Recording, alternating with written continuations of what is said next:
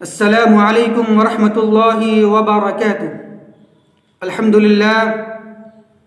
للہ وکفى وسلام علی عباده الذین اصطفى اما بعد فاعوذ باللہ من الشیطان الرجیم بسم اللہ الرحمن الرحیم وانزلنا الیک الذکر لتبین للناس ما نزل الیہم ولعلہم یتفکرون۔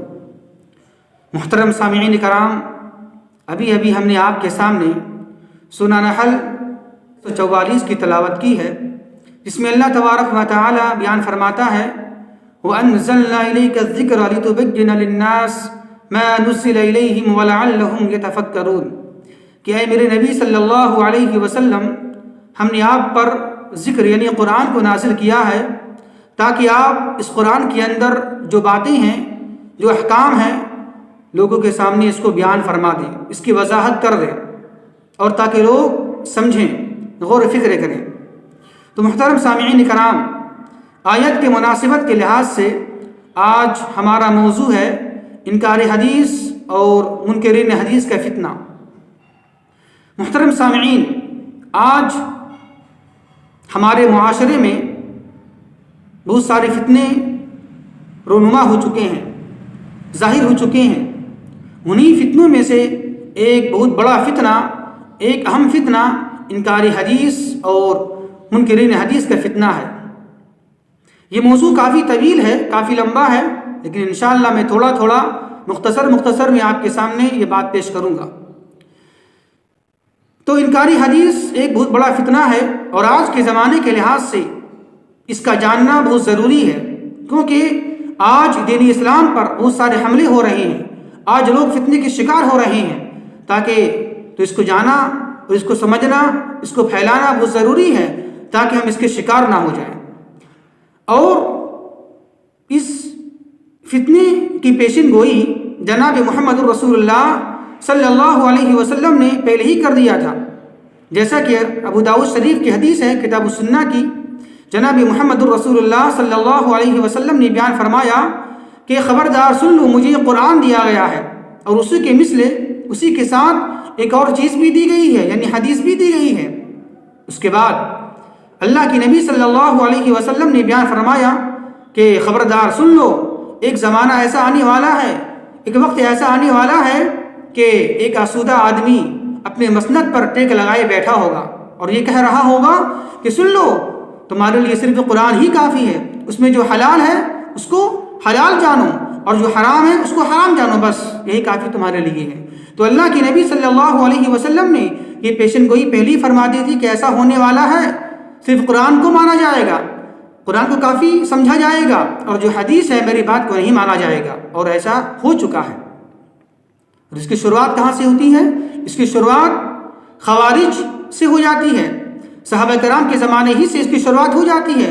خوارج یہ پہلا فرقہ اسلام کا جس نے قرآن کی آیت کی بنیاد پر صحابہ کرام کو نہیں مانا، نبی کے بات کو نہیں سمجھا، نہیں مانا، اور یہ کہا ان الحکم الا للہ، فیصلہ تو صرف اللہ ہی کرنے والا ہے، فیصلہ اور حاکم صرف اللہ تبارک و تعالی ہی ہے۔ تو ان لوگوں نے صرف قرآن کی ایک آیت کی بنیاد پر وہ نہیں مانا، اور اس طرح خوارج کی ہی سے انکار حدیث کا فتنہ شروع ہو جاتا ہے۔ اسی طرح محترم سامعین، آپ جانیں کہ منکرین حدیث کی 5 قسمیں ہیں، یعنی انکار حدیث 5 طرح سے کیا گیا ہے، اور انکار حدیث کی 5 قسمیں ہیں، یعنی 5 طبقے ہیں منکرین حدیث کے۔ وہ کیا ہیں؟ پہلا طبقہ، پہلی جماعت وہ لوگ ہیں جن لوگوں نے کلیتاً مکمل طور سے حدیث کا انکار کر دیا، حدیث کو نہیں مانا، اور یہ کہا کہ صرف میرے لیے قرآن ہی کافی ہے، بس جو حلال ہے اس کو حلال مانیں گے، جو حرام ہے اس کو حرام مانیں گے، بس صرف قرآن ہی کو کافی سمجھا۔ یہ پہلا طبقہ ہے اور پہلا گروہ ہے منکرین حدیث کا۔ دوسرا گروہ وہ ہے جس نے یہ کہا کہ عقل کی بنیاد پر ہم حدیث کو مانیں گے، جو بات عقل میں آئے گی وہ حدیث کو مانیں گے، جو عقل میں نہیں آئے گی اس کو نہیں مانیں گے۔ جیسے معتزلہ، فرقہ معتزلہ، اس نے یہ کیا اور یہ کہا کہ عقل کی بنیاد پر حدیث کو مانیں گے، جو عقل میں آئے گی وہ مانیں گے، جو عقل میں نہیں آئے گی اس کو نہیں مانیں گے۔ جیسے معجزات کا انکار کر دیا، معراج کا واقعہ اس کو نہیں مانا، اس کا انکار کر دیا۔ یہ منکرین حدیث کا دوسرا گروہ ہے، دوسری جماعت ہے۔ اسی طرح منکرین حدیث کا تیسرا گروہ اور تیسرا قسم وہ ہے جس نے یہ کہہ کر حدیث کو رد کر دیا اور یہ کہا کہ جو حدیث قرآن کے موافق ہوگی اس کو مانیں گے اور جو مخالف ہوگی اس کو نہیں مانیں گے، یعنی جو باتیں حدیث کی قرآن سے ملے گی اس کو مانیں گے اور جو نہیں ملے گی اس کو ہم نہیں مانیں گے۔ یہ منکرین حدیث کا تیسرا گروہ ہے۔ اسی طرح منکرین حدیث کا چوتھا گروہ اور چوتھی قسمیں ان لوگوں کی ہے جو یہ کہتے ہیں کہ وہ احادیث جو آپس میں ٹکراتی ہے، آپس میں نہیں ملتی ہے، اس کو نہیں مانیں گے۔ جیسے مثال کے طور پر نبی کا قول کچھ اور ہو، نبی کا عمل کچھ اور ہو، تو جہاں نبی کے قول اور نبی کے عمل میں ٹکرا ہو جائے، تضاد ہو جائے، آپس میں نہیں ملے تو اس کو ہم نہیں مانیں گے۔ تو وہ لوگ ایسا کرتے ہیں، حدیث کو آپس میں ٹکراتے ہیں اور ٹکرانے کی بنیاد پر وہ حدیث کو رد کر دیتے ہیں، حدیث کو نہیں مانتے ہیں وہ لوگ۔ یہ ہے منکرین حدیث کا چوتھا گروہ اور چوتھی جماعت۔ اسی طرح منکرین حدیث کا پانچواں گروہ اور پانچویں جماعت اور پانچویں قسم ان لوگوں کی ہے مقلدین حضرات، جنہوں نے فقہی مذاہب کی بنیاد پر، تعویل کی بنیاد پر، تعویل کی وجہ سے حدیث کو رد کر دیا، حدیث کو نہیں مانا۔ اور یہ کون لوگ ہیں؟ مقلدین حضرات، حناف، جو آج کے زمانے میں، آج ہمارے موجودہ زمانے میں جو لوگ ہیں، وہ لوگ انکار کر دیتے ہیں کس بنا پر؟ تعویل کی بنیاد پر، فقہی مذاہب کی بنیاد پر۔ وہ کہتے ہیں ٹھیک ہے، احادیث ہے، حدیث صحیح بھی ہے، لیکن اس کا مطلب وہ نہیں ہے جو ہم سمجھ رہے ہیں، بلکہ اس کا مطلب وہ ہے جو ہمارے بڑوں نے سمجھا، جو ہمارے بزرگوں نے سمجھا، جو ہمارے اماموں نے سمجھا۔ تو اس طرح وہ کہہ کر حدیث کو رد کر دیتے ہیں، تعویل کی بنیاد پر تردید کر دیتے ہیں، حدیث کو نہیں مانتے ہیں۔ جیسے مثال کے طور پر قرآن میں اور حدیث میں بہت جگہ یہ بات موجود ہے کہ اللہ تبارک و تعالی کہاں ہے؟ عرش کے اوپر میں ہے۔ الرحمن علی العرش استویٰ، کہ رحمان اللہ تبارک و تعالی عرش پر مستوی ہے، تو وہ لوگ نہیں مانتے ہیں، حدیث کا انکار کرتے ہیں تعویل کی بنیاد پر کہ نہیں، ایسا نہیں ہے، بلکہ اللہ تبارک و تعالی ہر جگہ ہے۔